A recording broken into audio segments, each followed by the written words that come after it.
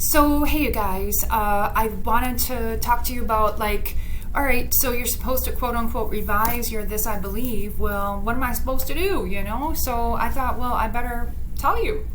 So there's two different types of corrections you can make, revisions you can make. One are higher order concerns, and they're more of the bigger elements, organization and content and style and examples that you pull in.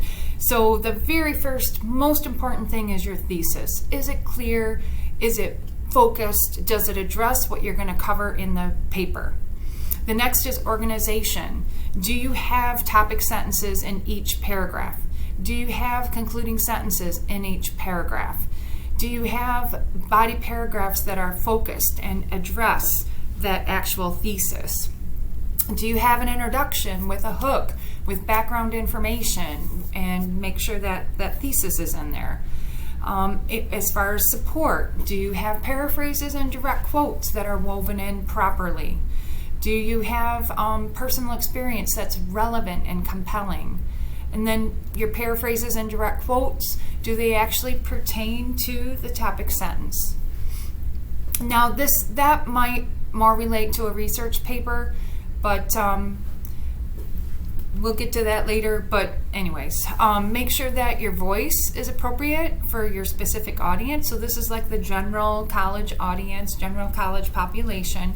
So you want to ramp up that vocab. You don't want to be too informal, and the sentence structure is diversified. Like you don't want to have a bunch of simple sentences. You want to have complex. You want to have compound. You want to have simple. And then because this is a narrative essay, you want to have narrative techniques. And you guys did this with the with the hit and run essay. You identified narrative techniques. And then Thursday I went over show, don't tell. And so you can pull that PowerPoint up. I know it was brief, but just take a look at it. And then here's a video about alliteration and consonants and assonance and stuff like that. So you can certainly access that. This is a narrative, so you need narrative techniques in there. And then lower order concerns are grammar, punctuation. Remember, we had a little lesson on commas. And then we had make sure your verb tense is correct, and then the format of your paper. So we do MLA, and if you want to format your paper and you use Google Docs, we'll grab this video. If you use Word, grab that video. And if you want the official version, go ahead and check out OWL Purdue.